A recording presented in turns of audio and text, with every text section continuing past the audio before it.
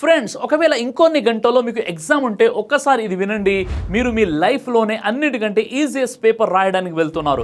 ఏంటి ఈజీయా? నేను ఇంకా ఇది చదవలేదు, అది చదవలేదు, మా ఫ్రెండ్స్ మొత్తం చదివేశారు. అరే యార్, ఎందుకంత టెన్షన్ పడుతున్నావు? ఎవరిది పూర్తి సిలబస్ ఫినిష్ కాదు.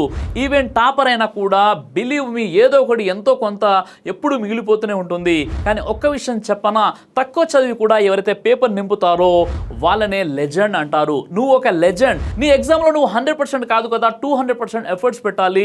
మంచి మార్క్స్ ఎందుకు తెచ్చుకోవాలో నీకు తెలుసు కదా. మంచి మార్క్స్ తెచ్చుకునేది నేను ఇన్సల్ట్ చేసిన వాళ్ళని తొక్కడానికి కాదు, బదులుగా తొక్కాలని ప్రయత్నం చేయడానికి కూడా వాళ్ళు భయపడాలి.